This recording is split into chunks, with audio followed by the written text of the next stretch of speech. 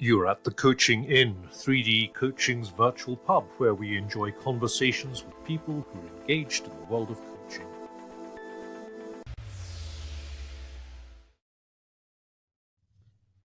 Hello and welcome to this week's edition of the Coaching Inn. I'm your host, Claire Pedrick, and a reminder to subscribe or follow if you want to get every episode, and check out our Substack Inside the Coaching Inn. Today's guest is someone I have talked to a lot on social media, on LinkedIn, and this is Fran Cormack from Australia. So my biggest surprise last week was we've arranged this talk for ages and ages, and we need to talk. And I heard you, Fran, for the first time on a video on LinkedIn, and you're not Australian. I did wonder whether you knew I was a Yorkshireman or not. So what a surprise that was. Welcome to Yeah. the Coaching Inn. Thank you. Yes, I see a lot of your guests come on the show, and I saw recently you've had a series with Oscar Trimboli, who is I've connected with Oscar on a few things over here in Australia, and I wonder if Claire knows I've got a West Yorkshire accent. No, she doesn't. She does now. She does now, yeah. Yeah. Yeah, what a delight. So tell us a little bit about your journey into coaching, Fran, and into Australia. Yeah. So Australia, I moved to Australia in 2012. So this is now, what is it now? 2025, isn't it? So it's 13 years ago. And I moved just for a change of scene. I moved to Sydney and just thought, well, I'd been on a backpacking trip for a year in 94. So quite a long time ago now. And I've been on many holidays since, from the UK to Australia. And somebody at work once said to me in Halifax, West Yorkshire, why don't you just go live there? And I thought, that's quite a good idea. So I went through a very lengthy process. It was 2 years end to end to get a skilled visa. And I came as a project manager. So a lot of my background in the UK was for the Halifax Building Society, starting there at 17 on the counters in Brigg House, the local branch, and then ended up being there for about 17 years, I think. Moved to Australia in 2012, moved to Sydney, and I was doing the same kind of work, project management, program management.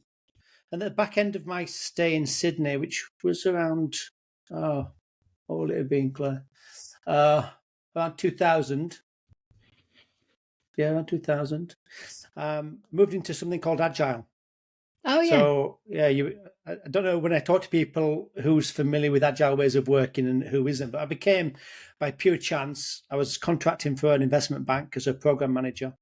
They brought in consultants. We're going to now change our way of working and be more self-organized. It's called Agile. Will you be the Scrum Master? Which is kind of like a team coach in that world. Yeah. So I fell into it and did that for a couple of years. Ended up leaving Sydney to go traveling. This was planned. The idea was to go traveling around the world. And we saved up for a couple of years, me and my wife. And when we packed up the apartment, packed in jobs, the week we left Sydney, we had 2 nights stopover in Perth. It was March 2020. Yeah. Literally. We got here, I think, on Sunday night. We had an Airbnb booked. And then that week, all the borders closed here and where we were headed, which was Singapore, Malaysia, and Southeast Asia. So we thought we'll stay in Perth for a few weeks, maybe a few months, and we bounced around a few Airbnbs and COVID never went. So we got somewhere to live. And whilst I was an Agile coach, the coach side of things always threw me. So I was thinking, there's not much coaching going on. I was working with the teams. I was doing a lot of facilitation, a lot of training and mentoring. And then I was working with the senior leaders in the afternoon, and I was thinking, but I'm not coaching anybody. So I decided when I was here in Perth, I was going to investigate what coaching was. And because it was the pandemic, the training school that I chose is based out of Sydney. And they transferred everything to online. So I ended up doing their level 1, 2, and 3 in the years that I've been in Perth, which is organizational, executive leadership type coaching, which was my entry into it. Yeah. And I suddenly realized what coaching really was. Yeah. Yeah. Wow, what a journey. So just for the benefit of listeners who don't know what Agile is, can you just give us a kind of top line? Yeah, so most of my career was in what I would call command and control. So a lot of organizations, the way they're structured based on the industrial revolution and all through the 1900s, kind of based on the military leader at the top, big pyramid. And the bosses tell the people what to do. So command and control. Back in early 2000s, there was a group of there's gentlemen actually, but in America decided there's got to be a better way of working. And they came up with this philosophy and they couldn't think of a better name. They just called it Agile. So under that philosophy, a number of frameworks emerged, one of which was called Scrum, which is actually after the game of rugby. All the team huddled together and together they move up the pitch. So the idea is, headline is, you move to more self-organizing teams. Yeah. And the leaders in those organizations become more like coaches, more coach-like, leader as coach. And the teams are more self-organizing. And an agile coach or scrum master is the person, what I would call the team coach, is in there helping these teams transition to, it's actually quite a big transition. People think, just tell a team now they're self-organizing, but it's a skill you have to learn. You've got to unlearn decades of how you've worked in the past. So that's kind of what agile is. And there's lots of flavors of agile. Ah, it's so interesting. And there's so much unlearning in the world, isn't there? That's what I discovered, and that's what I continue to discover. My journey as a coach is for most of us. The trick is, how do you unlearn? Yeah. So we learn skills. There's a great video that I like to share with leaders. I talk about this. The video it's on YouTube. I can't remember the name exactly, but it's a gentleman who takes a bicycle, push bike, and he's an engineer, and he does it so that the steering wheel, when you move it one way, the wheel moves the other. Ah. And vice versa. And he takes it around the world, doing experiments with people saying, can you ride this bike 10 meters? And people think, obviously I can, it's really easy. But he proves they can't, because your brain is so used to, you turn your wheel and it's going the opposite direction. And the message in the video that he shares is, it takes you a long time. You can eventually. But it takes you a lot of time of deliberate practice to unlearn the behaviors that you've learned, because they're so ingrained, aren't they, in our brains? That's such an interesting image, isn't it, Fran? Because actually, as you're saying that, once you've learnt to ride a bike, you kind of think it's easy. Yeah. And you don't really think it's hardwired. Absolutely. Do you? You just think, yeah. I can ride a bike now, yeah. And the interesting thing, Claire, is on the video, it's quite a short video, but at the end, he then says, now I'm going to go back to a normal bike. And he can't, for the short period, he can't ride a normal bike because his brain is being rewired to the opposite thing happens when I do this with the steering wheels. So he has to relearn to ride a normal bike. That's why my friend Margaret says that when you go to Europe from the UK, you should hire an automatic car. Yes, that's interesting. In Australia, you'll struggle to find a manual. Every car, because we don't have a car here. We've always lived in cities, but we hire cars because we go spend a lot of time in wine regions here. We've got very good wine in Margaret River. But all the cars are manual. But when we come to England and hire a car and see family, it's always a manual. Yeah. It's always automatic here and manual. So we're switching back between the two all the time. Yeah. We've just been on holiday and my brother hired the cars and he hired manual.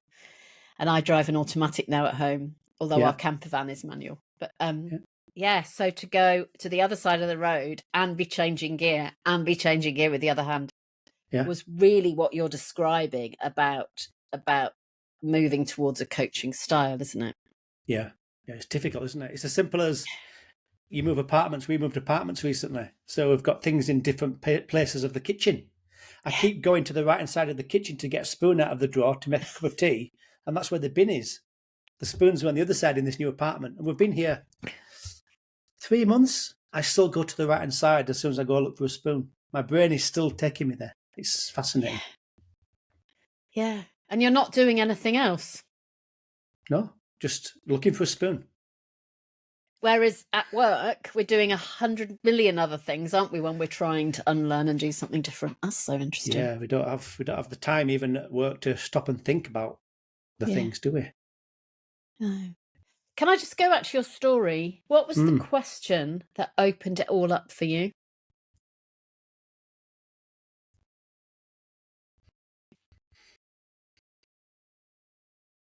I think the question might have been, and still remains, I think, why do people do the things they do? Even now, human beings are fascinating, and that's why I love this work. I'm fairly new to the work, so my coach training didn't start until November 2020. So I'm only 5 years into this journey, which is fascinating. But why do people do the things that they do? And it just amazes me. Yeah. We're all so unique. There's 8 billion of us. We've all got different origin stories. None of us are rational, and we all do different things. And it's like, why do people do that, I wonder? I think that's it for me. Trying to better understand human beings. Yeah. So that was about other people. What was the question for you? The question about Fran. Well, I think the existential question, I think, was even before I decided I wanted to look into coaching. If I look back to maybe 3, 4, 5 years into my Australian adventure in Sydney, doing project and program management. For a number of companies, I was a contractor, so I was doing maybe 1 year, 2 years at each place and moving on. And just thought, am I going to do this for the rest of my career? Because I wasn't enjoying it at that point, because it was in these hierarchical organisations. It was very much command and control. And it was very much, the role I was doing as a project manager, it was very much just fill a status report in, fill a risk and issue log in, fill documents in, update steering committees on milestones. And I was just thinking, wow, I've done this for a long time and it's not fulfilling.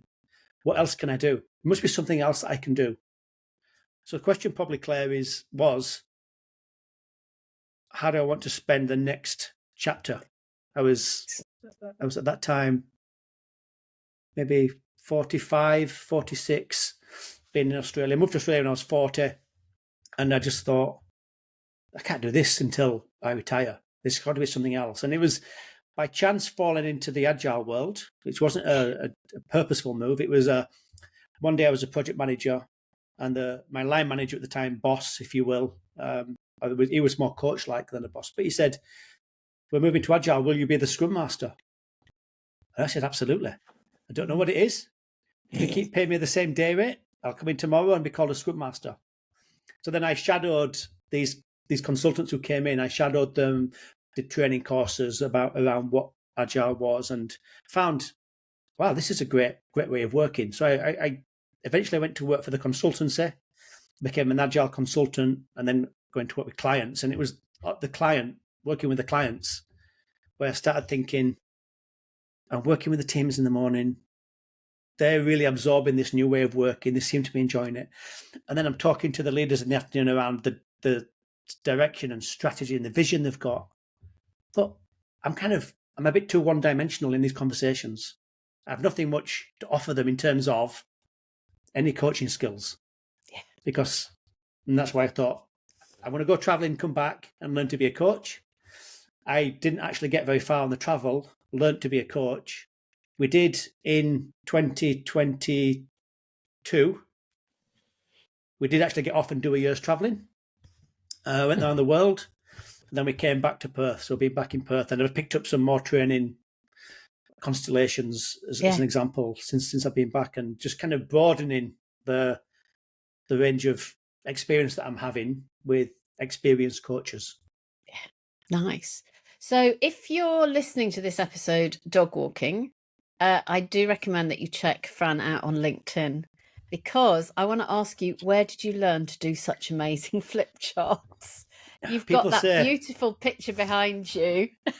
Yeah, this is, I'm piloting a new workshop. I ran it last week for the first time, just an hour, the power of the pause. So having an hour out for people who don't normally get this hour out, and give them some really simple skills, tools, techniques they can use immediately to slow themselves down. Things that as coaches we're very familiar with.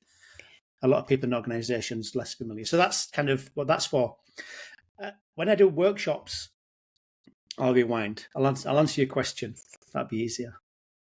So you can go where you like. Yeah, I get very excited by all this, Claire, and I'm on the coaching in 3D coaching. So I've seen people come to this podcast, and yes, I'm very privileged to be here. So, well, it's a delight.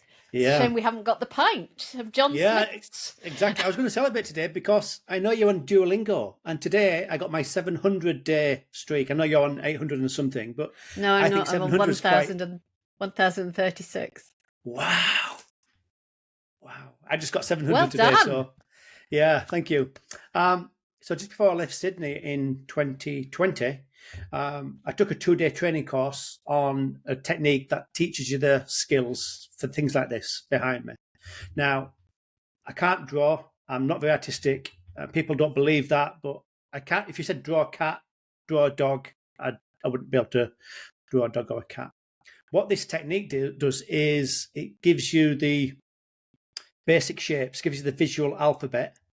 Yeah. And most of what I draw, apart from some of the icons, you see a pen behind me, but most of what I draw, you'll notice, are very simple shapes made up of either triangles, circles, squares, or clouds. I use colour, and then I use a shading to make it look like it's a drop shade. But it's a technique, so I'm following a technique when I do it. So it's not no artistry that I've got going on. But what I found was people really loved the posters. And since I did that, it changed the way I facilitate. Because I do a lot of facilitation as well as coaching. Yeah. And now when I facilitate, I did one fairly recently for a client here in Perth. It was a full-day leadership workshop. And I kept getting asked for the agenda. And I was saying to them, I'm not going to do you an agenda. So I don't know how the day's going to go. We worked through what the objectives wanted to be, what the sponsor wanted to get out of the day. I was very clear on that. I said, we're going to go on a journey and we'll get to that.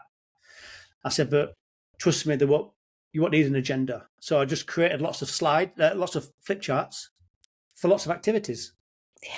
So at the start of the day, we did a liberating structure activity to get people connected. I did a constellation activity as part of that. I did a World Cafe. So it was the first time they'd experienced a World Cafe. I did a World Cafe for them. But everything was flip charted around the room and there was no PowerPoint slide. People said, where do you want to plug your laptop? I had no PowerPoint slides. Yeah. So I just love this. I do this and I also do it on an iPad with an Apple Pencil as well. Oh, nice. Oh, yeah. Very nice. Yeah. We haven't used PowerPoint for years, and it's extraordinary how people engage differently. Yeah. I think. Yeah. So I have a technical question. Yeah. Do you do it in a notebook or on a piece of paper first? No. Or do you just go onto a blank sheet and that's the final one? Yeah. Where? Yeah. Respect. I do sometimes. I used to, when I was doing some for, I've got my notepad here. I was doing some for that big investment bank I mentioned. They wanted want me to run a workshop. And I thought, it's a very buttoned up investment bank. It's called the Millionaire's Factory. Will they go for something like this? And I thought, rather than do a full PowerPoint, I thought I'll just draw some small ones in a notepad.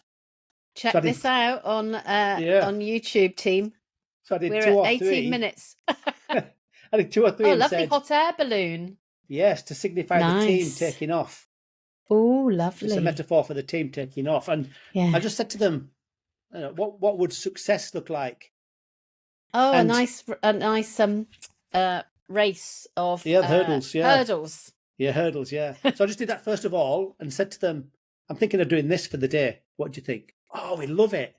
So then, given permission, I just went to the big ones there, and I've got a set of fancy pens and just draw it. So that was a buying in. You were prepping for buying in purposes rather than for, I need to have drawn it once before I can draw it up there. Genius. Yeah, buying in purposes because of you work with different clients and you understand what kind of client they are. And this is a very kind of very serious, buttoned up client. The CEO earns millions of dollars. And I thought, would they go for hand-drawn pictures? And actually they did. They loved it. And since then, I try and avoid any PowerPoint things if I'm in room. A lot of the stuff I do is in room, especially in Perth. Yeah. I just love drawing them on the flip chart there behind people on the YouTube. I can see you've got rolls and rolls. Oh, those ones. Yeah. I was doing a short workshop recently where I So transferred some of the skills of what I do into this. Flip chart Fran for busy professionals. And people were saying, what are those ones down there? And I started unraveling them, and people, oh, we could do with that one for the team that I am working with, or that one, because it's on a lot of things on Agile. There's context switching, impacts of context switching, there's all sorts of different things, but I can reuse those ones and just pull them out and stick them up again. So yeah, you can see them behind me there. Nice. Yeah. So I love how you're bringing all sorts of things together, Fran. Your project management, your shape drawing. Yeah. Because now you've kind of told me I can't tell you artist. Definitely not an artist. I think it is artistic. And then the constellations. So what impact did the constellations training have on your practice? Quite profound. I don't even know how I found it. People ask now, how did you get into this? I don't know how I found it. Somehow I got onto the fact that John Whittington was coming to Australia for the very first time. It was coming to Sydney, and I don't know who put me onto it. I decided I'm going to join. It was Fundamentals 1, and I flew to Sydney, and we had 3 days in the room with John and did Fundamentals 1. And I just thought, this is so different. I'd done nothing. My background, very boring, worked for a bank, done lots of traveling, but my work was quite one-dimensional. And I was in the room with these people who were coaches, they were psychotherapists, they were all sorts of, so much experience. And the 3 days felt profound. I wasn't sure what I was going to do with it, because I thought, this is so different to anything I've ever. It felt to me like a bit like drama, and I've since learned about Virginia Satir and psychodrama and Jacob Marino and all that kind of stuff as I'm getting more into this world. But at the time, I was like, wow, I'm just a lad from Halifax, West Yorkshire. Didn't grow up with this kind of stuff, and so it's quite profound. And I've since gone back to Fundamentals Level 2 and Level 3. John came back twice more, and I've done all 3 levels now. And the practitioner program has just started, so I'm on the practitioner now. And yeah, so it's quite a long journey. We've got a 5-day residential, not until Feb next year, but we've got bits throughout the year. Yeah. So it changed my practice. How did it change my practice? It's very different to ICF coaching. I've also done right the way through to practitioner. Yeah, brilliant. So I'm on that journey now, practitioner, and so it changed because coaching for me was fairly new. 2020 ICF style of coaching. Start with grow model, and you work through. And I did 3 levels with the IECL in Sydney, and that was fantastic. And this was another branch of being with somebody, and it was the being with somebody that I thought, I can just slow down. John talks about leaning out rather than leaning in. You might offer systemic sentences rather than questions, and that's all very different. And I was on the Fundamentals 2 in Sydney, and I was saying to one of the little groups who were playing with it, and I said to one of the ladies there, do you do this with corporate clients? Because I can't imagine how I'd do this. And she said, yeah, just start doing it, but don't explain, don't talk about constellations, don't use the language, etc. So I came back. That was level 2. So that maybe a year and a half ago now. I just started doing it with teams. Right, just stand up, just have a wander around. Yeah. Don't worry too much. When you're ready, you'll see in the corner I've got 3 flip charts in a triangle with 3 words that are relevant to this team. When you're ready, just stand where it feels true for you. And so I just started doing it, and the response was, "Wow, what's happening here? This is really good, really powerful stuff." And since then, I've just used every opportunity to practice with it. I was at ICF Western Australia branch recently. I was invited to be on the panel. There was me, Jane Porter, and a chap, Padgett, a local chap, Padgett from here. And I was asked, what will you bring? I said, I can do a short constellation demonstration if you like. So we're in a room in Perth, quite a big room. Too many people, so I split them in half. And I did the 3 triangle, the structural constellation. And again, the people were really engaged, buying into it, saying, this feels like a really easy access point to get the team to know each other better. It's just, yeah. So now I'm like, I don't know how this is working. So I don't really know what it's doing, but it's doing something and I like it. Yeah, and you're talking about doing something normally and doing something with normal words.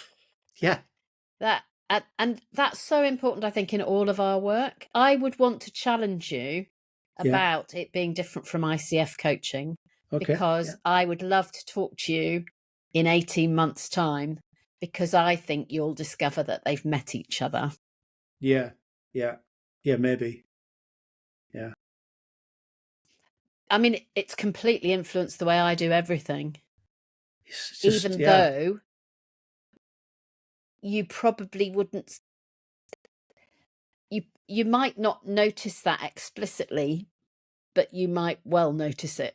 So yeah, as somebody who, when you finish the practitioner, you might go, oh yeah, I can see that.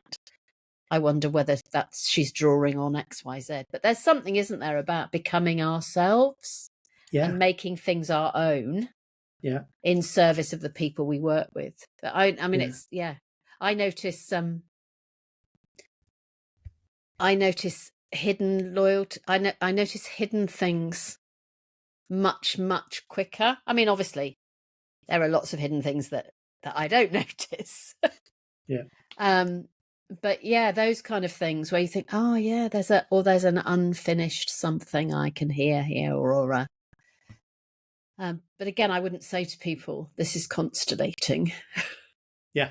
No, absolutely. And it's just part of the journey for me, and the joy for me, Claire, of bringing these different things in, is it then exposes me to other things that I can read and learn about. And yeah, I mean, I love reading anyway. I love reading books. And I just, into this world now, you do notice so much more. I hear you talk about noticing. The moment of noticing is important. You see that, you notice when somebody's either noticed or not noticed. And with this work, I do find I'm noticing a lot more. Yeah, and I'm conscious of people's body language. Not that I'm trying to read body language, but you're more conscious of how they're carrying themselves. I'm conscious of where people stand and where they move to. I'm just more aware of these things, and some of it I might use as, oh, that's data. Some of it I might let go, but I'm noticing it and thinking, I wonder what that's about. Yeah, and it just makes me so much more aware, I think. And that's what it is. So much more aware. I love that you talk about your deep learning so very lightly. It's refreshing. Yeah. Yeah. I just love learning. I know there's a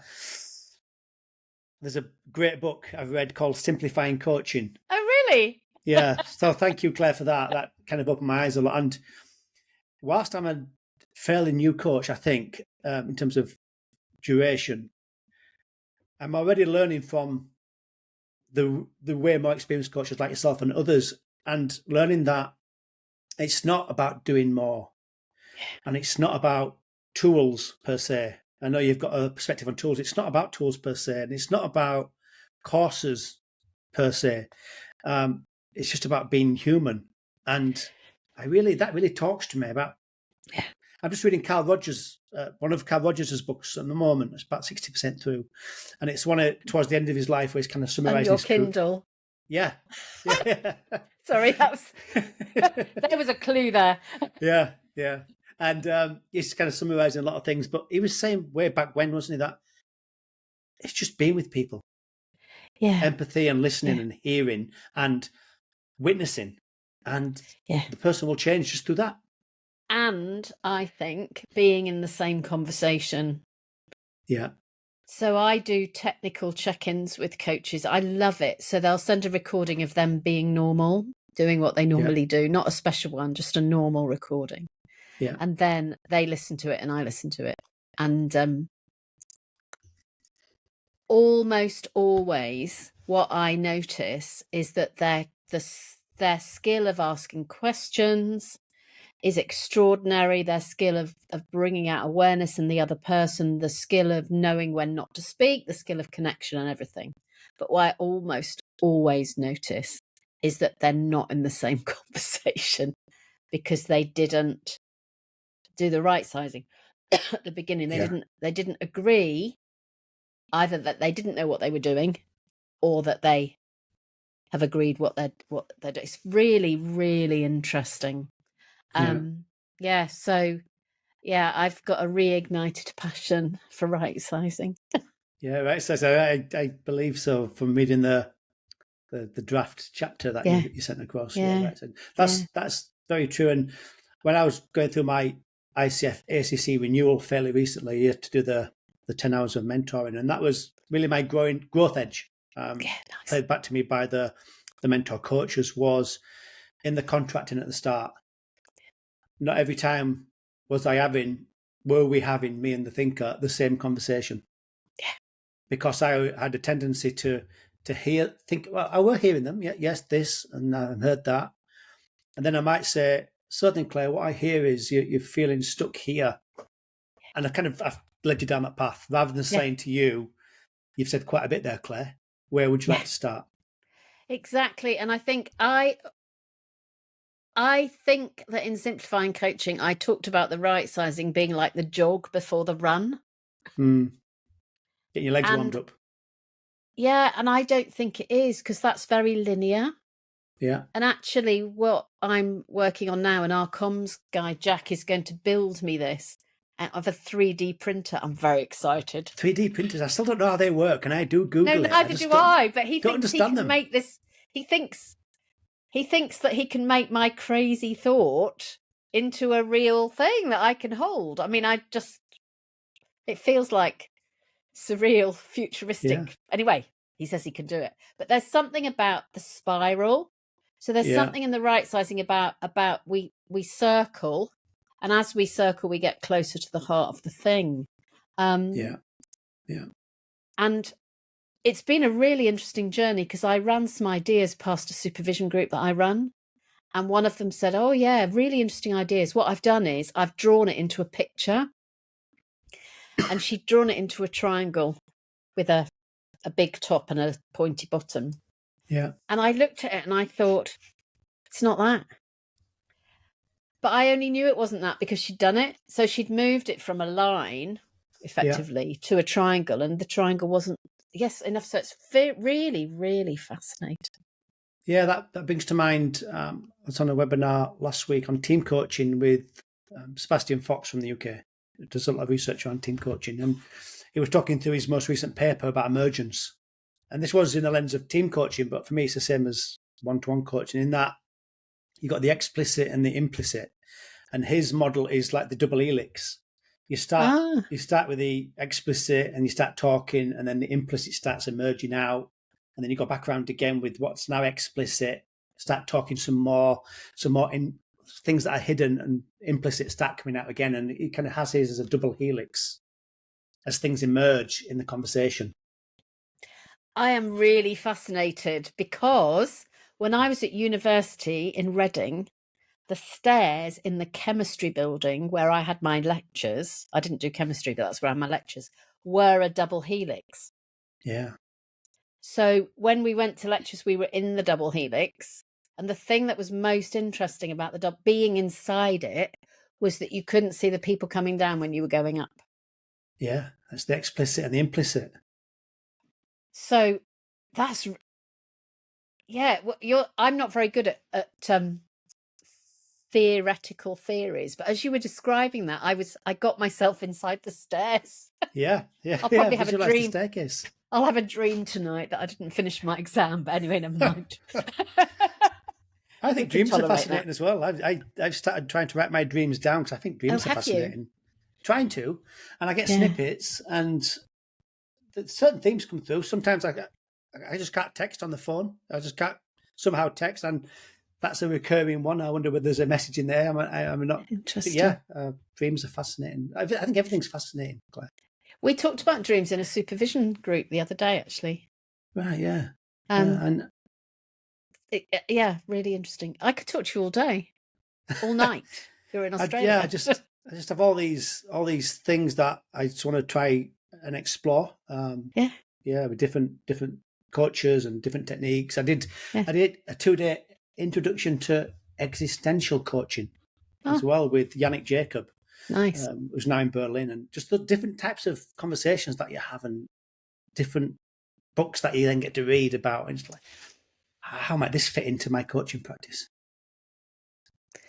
But you talked about meaning and purpose right at the beginning of the conversation, didn't you? In a very, what I now know to be a Fran way. What's the Fran way? Well, it was just very straightforward, but you were talking about meaning and purpose when you were saying, why do people? Yeah. Well, thank you so much for coming Thank to the you, Claire. Coaching In. Where does time go? Unbelievable. I know, what a delight to have you here. I'll put your LinkedIn profile in the show notes. Yeah, brilliant. Thank you. And are you happy for people to contact you?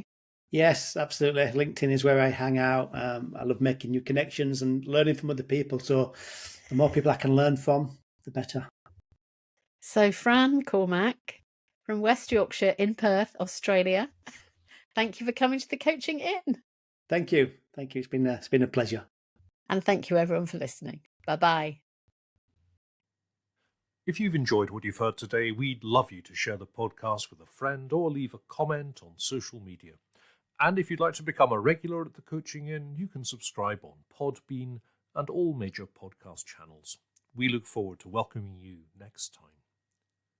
You've been listening to The Coaching In, 3D Coaching's virtual pub. For more information, check out 3dcoaching.com.